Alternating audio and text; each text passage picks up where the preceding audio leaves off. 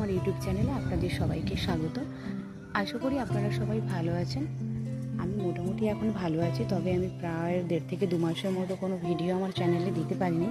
তার কারণ হলো আমি অসুস্থ ছিলাম, আর সেই কারণে তবে আজকে একটা নতুন ভিডিও নিয়ে আপনাদের সামনে চলে এসেছি।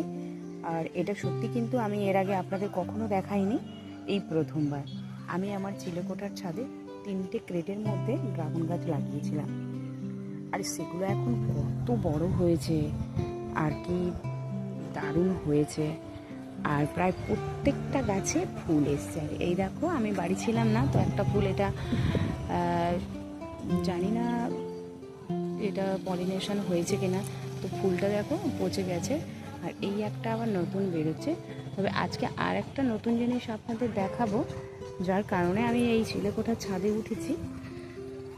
সেটা হলো যে আমার 2টো ড্রাগন আগে থেকেই হয়েছিল, আর সেগুলো প্রায় লালও হয়ে গেছে। এই 2টো আজকে আমি হারভেস্ট করব। প্লাস ওপারে ওটা আছে, এখনও হয়নি। কিন্তু এই 2টো দেখো, যেহেতু একই গাছের ফল, তো আমরা সবাই জানি একটা ড্রাগন গাছের ডালে একটাই ফল রাখা জরুরি। একটা রাখলে সেটা অনেকটাই বড় হয়। কিন্তু আমি দুটোই, যেহেতু আমি বাড়ি ছিলাম না আর পলিনেশনও হয়ে গেছে, তাই কারণে আমি একটা নষ্ট করে দিইনি। আর সেই কারণে দেখো, একটা বড় একটা ছোট হয়েছে।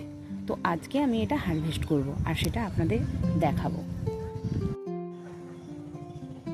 চলুন বন্ধুরা, তাহলে আজকে আমি এটা হারভেস্ট করেই নিই।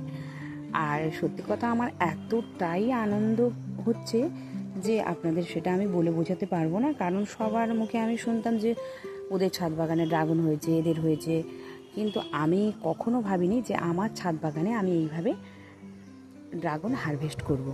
তো আজকে সেই স্বপ্নটা আমার সত্যিই হয়ে গেল। আর আজকেই আমি এই ড্রাগনটা আমার ছাদ বাগান থেকে হারভেস্ট করব। আমি তো জানি না এটা কিভাবে নিতে হয়, তবে আমার মনে হচ্ছে এটা এইভাবে পেঁচিয়ে তবে এই ড্রাগনটা কাটতে হয়। আপনারাও একটু লক্ষ্য করুন কীভাবে। এই দেখুন,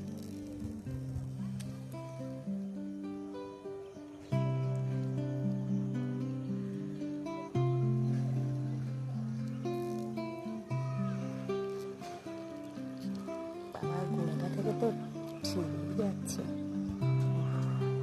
এই দেখো, অনেক বড় হয়েছে এটা। দেখো, আগে তো সেটা নিয়ে নিলাম, প্লাস এইটা, এই দেখো একটুখানি রেখে ছিঁড়ে যাচ্ছে।